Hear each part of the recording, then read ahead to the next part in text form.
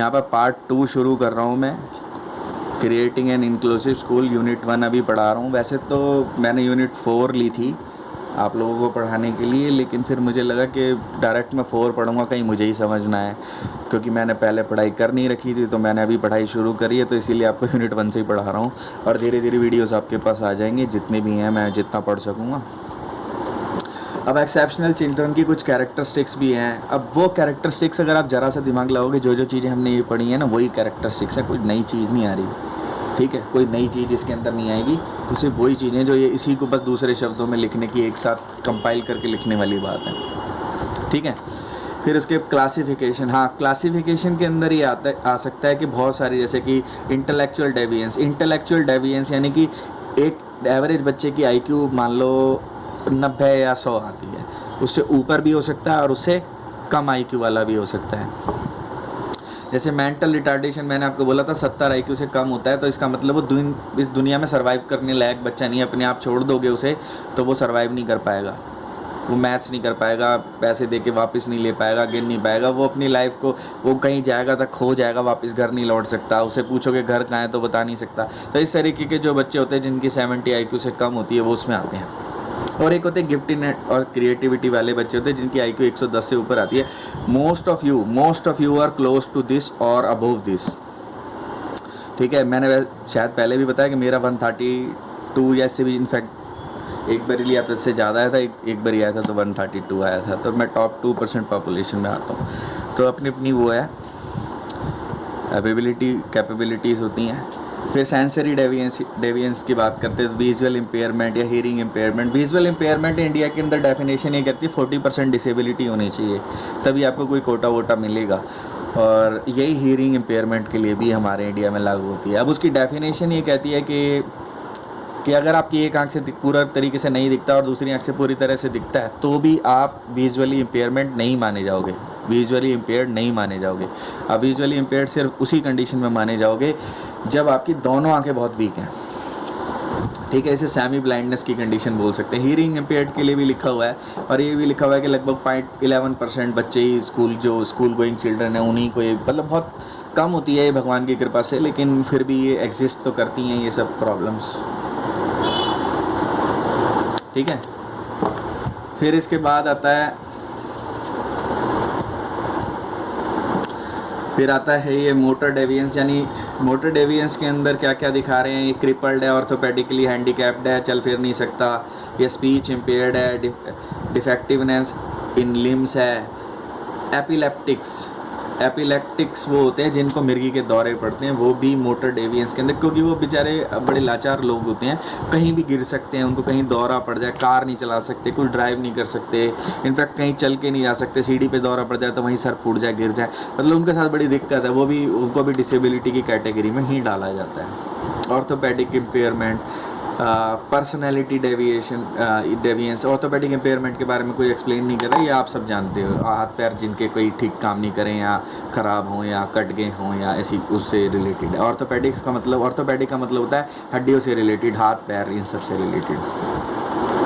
Personality डेविएंस का मतलब है कि कुछ बच्चे होते हैं जिनके अंदर कुछ डिसेबिलिटी है, जैसे लर्निंग डिसेबिलिटी। आईक्यू ठीक ठाक है, इसके अंदर याद रखना, अगर लर्निंग डिसेबिलिटी का बच्चा है तो इसके अंदर कहीं लिखा होगा कि आईक्यू वगैरह उसकी ओके है। Children are normal in intelligence even then they have very poor in learning, यानी कि ढीठ बच्चे कह लो एक तरीके से, ठीक आईक्यू ठीक है, खूब शाणे है, डेढ़ शाणे है, इंटेलिजेंस खूब है, लेकिन पढ़ना नहीं है, लर्निंग नहीं करनी, कोई नई चीज़ नहीं सीखनी, खेल कूद में टाइम वेस्ट करना है। या कई बार उनको ADHD ऐसी कोई बीमारी भी होती है जिसे अटेंशन डेफिसिट डिसऑर्डर कहते हैं, तो वो भी हो सकती है इनको, जिससे वो ध्यान नहीं लगा पाते किसी एक चीज़ पे पर्टिकुलर, और ये धीरे धीरे एज के साथ कई बार कम भी हो जाती है, कई बार मेंटेन्ड रहती है। और भी बहुत बीमारियां हैं, जैसे एक जो शाहरुख खान वाली बीमारी थी, वो पीले रंग का नहीं देख सकता, काइंड ऑफ स्टूपिड सा था, वो एक पिक्चर थी, वो my name is Khan type, तो वो भी लर्निंग डिसेबिलिटी में मेरे ख्याल आती है। या उसी की जैसी और भी बहुत सारी बीमारियां आई हूँ, कह लो शायद वो नहीं भी आती होगी, तो उसी की जैसी और भी बहुत सारी बीमारियां जिन जैसे मैं पिक्चरों में ही पता चलती है कि ऐसा भी होता है, तो वो यूजुअली हमें नज़र नहीं आते, लेकिन ऐसे लोग होते हैं। ADHD भी एक बीमारी है। और फिर ये इमोशनल डिसऑर्डर वाले बच्चे हैं, एकदम से गुस्सा कर देना, किसी को पीट पाट देना, एकदम से बॉयल हो जाना, मतलब दिमाग गर्म हो जाना। फिर एजुकेशनल डेविएंस की बहुत ब्राइट बच्चे हैं जो नॉर्मल बच्चों के साथ बिठाओगे तो उनको ट्रबल करते हैं, क्योंकि वो एकदम सीख जाते हैं, वो कहते हैं सर आगे पढ़ाओ, टीचर के कान काटते हैं।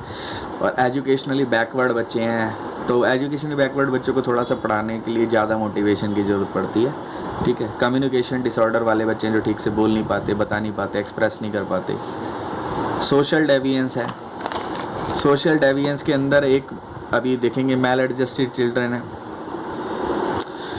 जो फैमिली के साथ एडजस्ट नहीं कर पाते, स्कूल के साथ एडजस्ट नहीं कर पाते।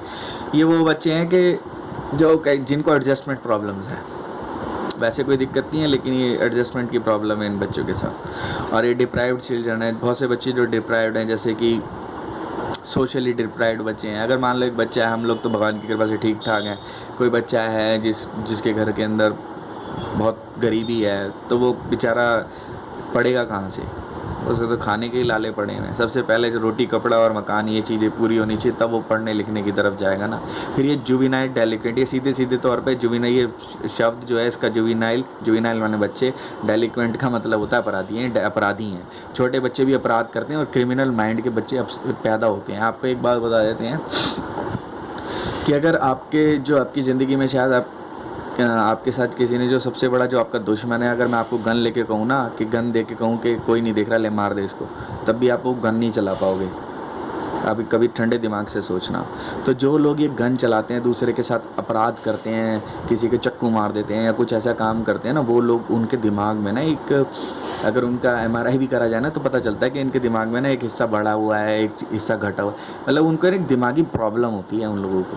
दे आर बॉर्न लाइक दैट, कि वो क्राइम कर सकें। आप लोग और मेरे जैसे लोग क्राइम नहीं कर सकते, करेंगे तो छोटे मोटे रेड लाइट जंप वगैरह, उसके भी 5-5 हज़ार के चलान आ जाएंगे।